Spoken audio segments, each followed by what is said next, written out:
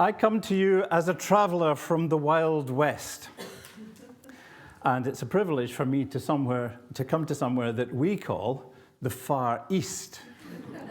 As you know, there's a great tartan curtain in the middle of Scotland, and people who live in Edinburgh typically say to people who live in Glasgow, if you're ever in Edinburgh, do come and see us. It would never occur to them to come to Glasgow to see us. I was a student in Edinburgh for 3 years back in the 1970s, but that's quite a long time ago. So I can tell you that I know Glasgow like the back of my hand, and I know Edinburgh like the back of yours. It was very dark that night, and our country road is unlit.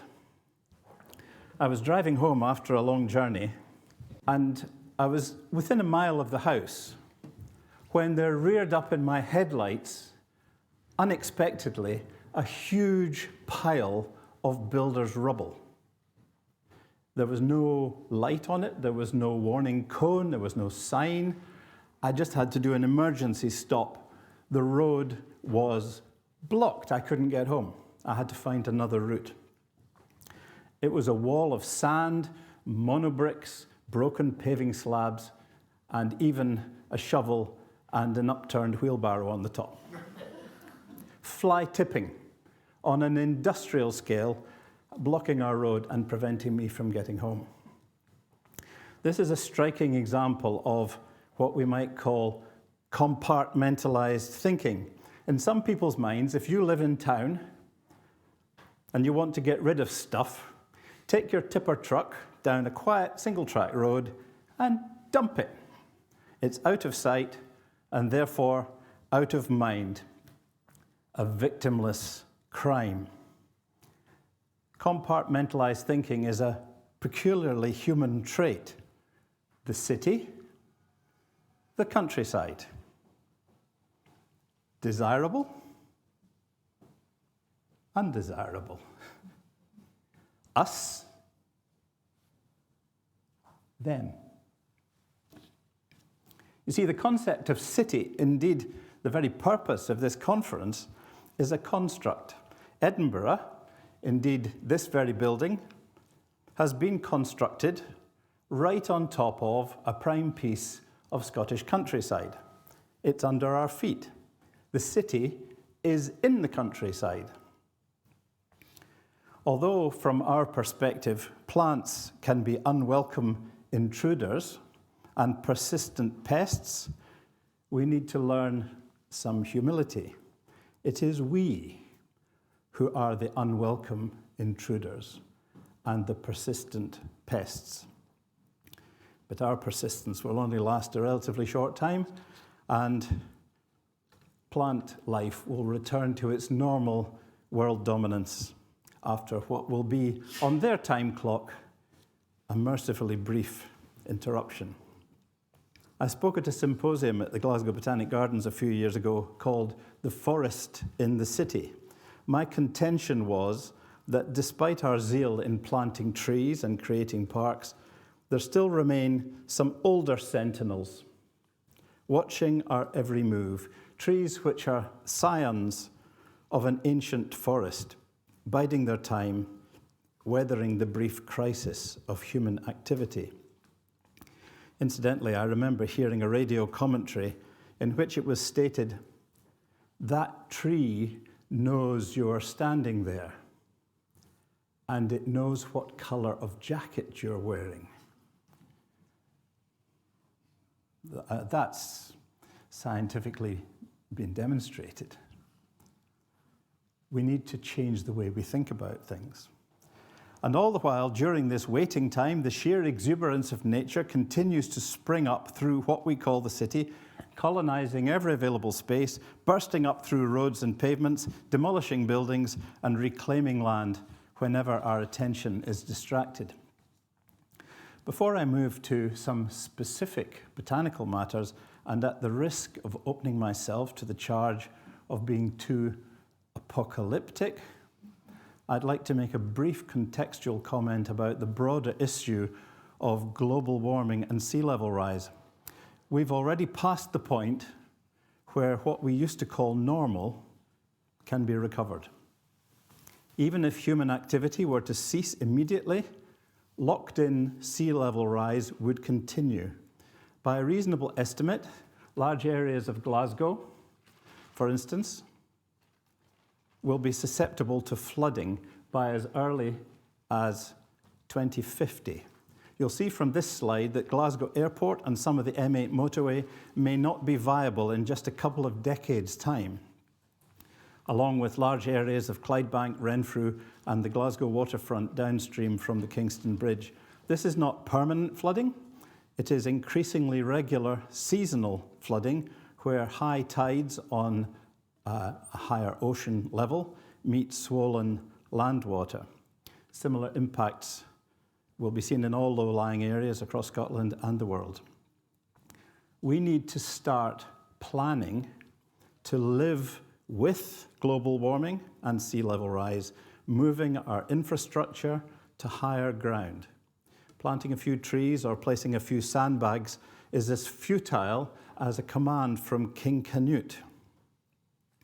In a recent interview reported on the BBC, Dr. Friederike Otto, a scientist from Imperial College London, answering a question about whether we can arrest or reverse climate change, accepted that that opportunity has now been missed. But she was quoted as saying, "There is still time to secure a livable future for many." As I'm sure you'll agree, that is a chilling statement. Against that backdrop, we must learn to be more humble. We think we are in control, but we are not.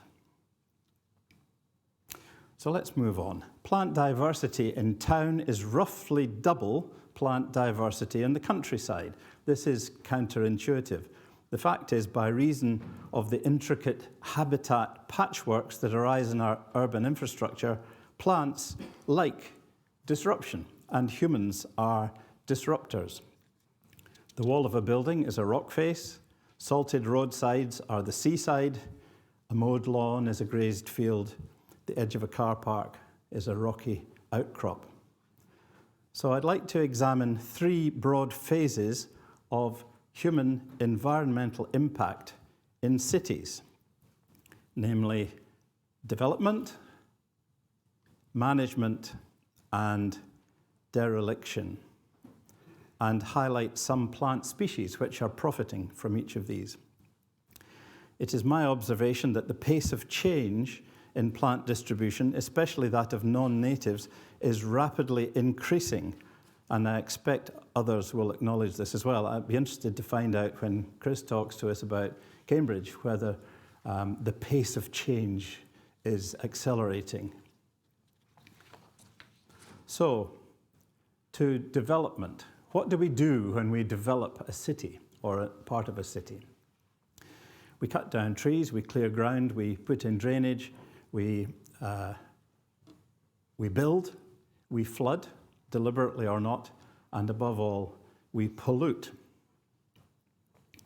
The following slides are going to show the increase in the recorded occurrence of species within the Lanarkshire data. I'm the Vice County Recorder jointly for Lanarkshire and solely for Dunbartonshire. So in the graphs that you will see in a minute, the yellow indicates data up until 2010. My predecessor, Dr. Peter Macpherson, who will have been known to many of you, was starting to finalise his Flora of Lanarkshire, and 2010 is roughly when he was bringing his life's work to that publication. So yellow is up to 2010, and red is what has happened since 2010, and so the differential between yellow and red is the increase.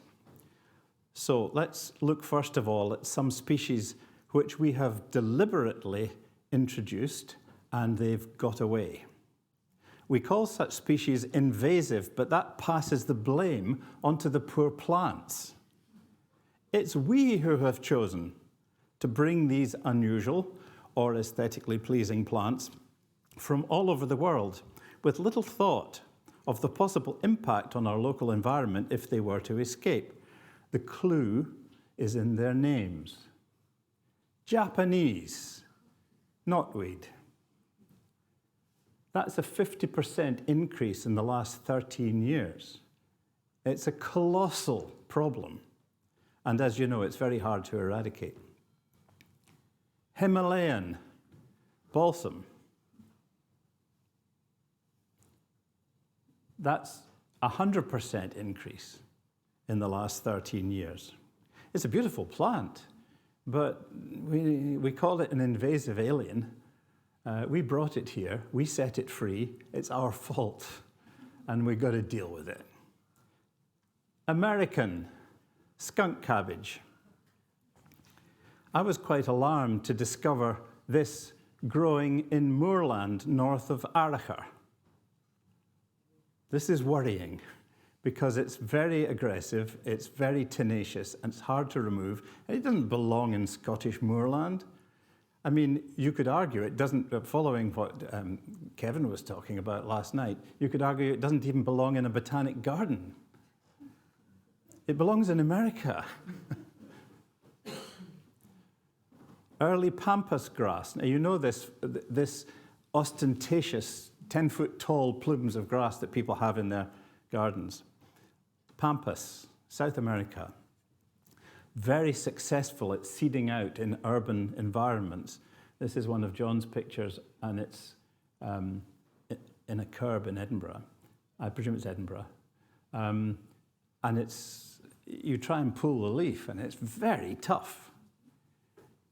Halfway up Bendonich, a corbett, near the Rest and Be Thankful in Argyllshire. Early pampas grass has been recorded in the last 2 years. What are we playing at? And it will seed further from there. Chinese bramble, often used as an amenity plant in landscaping, in urban environments. This is romping away up the western shore of Loch Lomond. I'm recording it frequently. Do we want it? Really? In addition to these plants, we're also bringing in, with them, pathogens. We're bringing in diseases. The history of Scottish forestry is littered with problems brought in, with species brought in, and we're still trying to eradicate the problems. So we need to start owning up to our folly rather than blaming the plants and calling them invasive. What about species inadvertently introduced? This was referred to by John in his talk yesterday.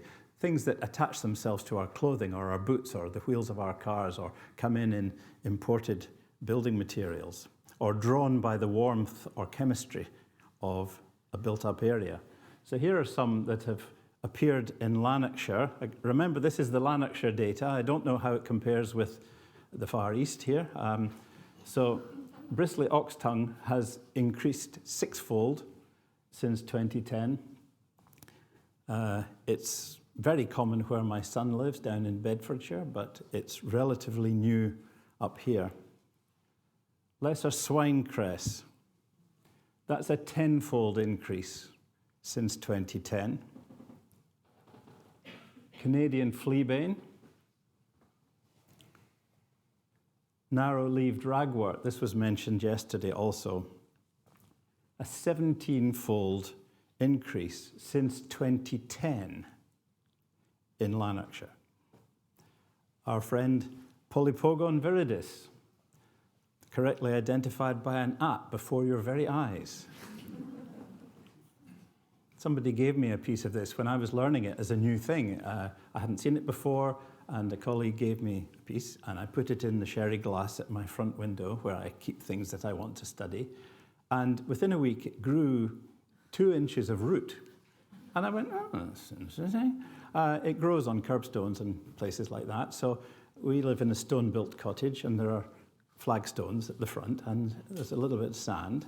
So I dug a little hole with a needle and stuck the root down the hole and put some sand in and pressed it down.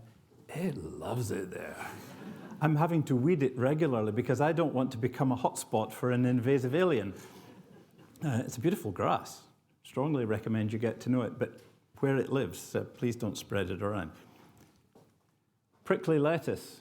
This has been a big hit in Glasgow. Great lettuce was mentioned yesterday. This is closely related. A 17-fold increase since 2010. These are plants that we have given a home to in cities, and they love it, and they're taking over. But quite often, these plants are better adapted to the environment than the local native plants and are kind of elbowing them out of the way and taking over. The bully boys, the new kids on the block, we're taking over around here. Oh, you are you? Yes, we are. And I've got a baseball bat to prove it. So these are casualties for us of the development phase. So what about the management phase? What do we do to manage our cities? We salt our roads, we mow our grass, we plant things, we sow things, we kill weeds. The species of salted roads are well known. There's reflexed salt marsh grass, which is very common now, our way. I presume it is here too, is it? No? Yes? Yeah. Feel free to yell at me, it's fine. Although I'm 1 foot above contradiction, I'm not averse to being shouted at. Yes, it's becoming very common along salted roadsides. Lesser sea spurry, a study of Peter Macpherson, he followed this from the coast right into Lanarkshire, into the heart of Lanarkshire, and it's now not quite ubiquitous, but very common on roadsides. And another one that was mentioned yesterday, a Danish scurvy grass, the distribution map of which looks like the road atlas. From the Garden of Eden onwards, humans have loved gardening, but this love of gardening has some serious consequences. We draw a false distinction between garden plants and something nebulous called weeds and something now generically branded wildflowers. We're conditioned to regard weeds as something bad to get rid of, and wildflowers as something good, something to sow, and therefore do our bit for nature. All I want to say is the garden stops at the garden gate. Please, we need to stop treating the world as if it was a garden. So I'm going to hurry. We need to stop mowing everything. Please contact your local councillor and tell them to stop mowing everything. They're going to save millions of pounds, which can be spent on keeping your local library open so that you can read books about plants and then go out and look at the unmowed plants and learn. Weed killing. What's more beautiful, a burned chemical mess by the side of your footpath or some nice wild plants? The writing of the names of plants on pavements, I'm glad that was mentioned yesterday because that was a feature of COVID and I think it's a genius idea. Another bad habit of gardeners is dumping garden waste out into the landscape. Dumped plants often thrive where they're dumped and go on to produce viable populations, which then seed out further. If you're a gardener, please stop dumping your rubbish, whether it's plants or grass cuttings or litter or toxins, tin of creosote over the garden fence, or worse still, putting them in your car, driving them out to the countryside and dumping them somewhere. If you've ever done that, I want you to feel very guilty right now. And if you know anyone who does that, tell them to stop, because it's just muddying the waters of our flora. This is an unmowed garden in Norfolk, and look what came up. It's a huge population of bee orchids. If you stop mowing, great things can happen. Plant Atlas 2020 is the BSBI's flagship publication mapping the flora of the British Isles. It's a spectacular thing, and it's available online free of charge to anyone who wants to have a look at it. Marvelous. And one of the conclusions that was drawn was the surprising fact that non-natives now outnumber natives in the British Isles. And one reason for that, which has been highlighted, is that we're sowing wildflowers where they don't belong, and we're dumping garden waste. So these are bad habits. Let's press on. Dereliction. Possibly one of the best things we do in cities is to let them fall down. Buddleia and Betula start breaking down buildings, and equisetum breaks up roads, and fungi digest almost anything. We call such places waste ground. Waste of what exactly? And who wasted it exactly? One of the largest such places is the former Ravenscraig site near Motherwell, closed in 1992 and demolished and cleared from 1996 onwards. New development has gradually taken place. In the distance here you can see the new sports centre, but vast areas remain fallow. And into this once toxic landscape has come a huge diversity of wild plants, so much so, in fact, that I would strongly endorse the call to conserve substantial parts of the site as it is now.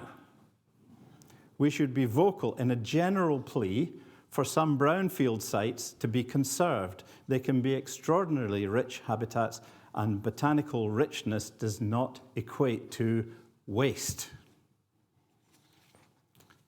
One of the best things we can do is leave things as they are and let nature thrive. One of the most successful colonizers has been a small plant which across the rest of Scotland is uncommon and mostly coastal, rue-leaved saxifrage. Until 2010, it had been recorded just twice in Lanarkshire. Yeah, that's the yellow one. Since 2011, it has been recorded 832 times. It's one of Lanarkshire's commonest plants, and its density is, there are patches where it grows in its thousands or hundreds of thousands. I'd like to take a moment to introduce you to someone. This is Malcolm McNeill, an urban botany specialist. Over the last 7 or 8 years, he has personally contributed over 30,000 records in the urban areas of Lanarkshire, Renfrewshire and Dunbartonshire, and in this picture he's standing at the spot where those 3 vice counties meet. He's made a study of rue-leaved saxifrage, and he calls it RLS. I know in Edinburgh it has those have literary connotations, but RLS means rue-leaved saxifrage. This is the mapping of what he's found across the city of Glasgow, and it's incredible. As a group of species, nothing likes abandoned sites better than orchids. Bee orchid was first noted in Lanarkshire in 2019 on a former rubbish tip, and in Dunbartonshire just last year on an abandoned red blaze football pitch. Frog orchid also turned up last year on an old red blaze football pitch, this time in the Clydebank area. Richard Bateman, Honorary Research Fellow at Kew Gardens and the BSBI Orchid Referee, told me recently, "I'm currently trying to work out which orchid species is marching northwards most rapidly. Bee orchid, pyramidal orchid, or southern marsh orchid," my favourite for the title. At Ravenscraig itself, enormous populations of common twayblade exist along the old railway, in places so dense that one can scarcely walk without trampling on them, incidentally accompanied by similar spreads of common wintergreen. And recent careful hunting across the site by Hamshia Rajkumar, a local artist and current MSc student at Napier, has pinpointed huge numbers of yellow bird's nest in numerous scattered locations. I've hurried through this last bit. In developing, managing, and demolishing cities, we humans flatter ourselves with our achievements. We need to learn some humility, and quickly. We think we are in control, but we are not. We have it in our power to make things better, but we do not. We share 50% of our DNA with plants. but it is that other 50% on both sides of the equation which ensures that plants' prospects of long-term survival may now be starting to look brighter than our own. Thank you.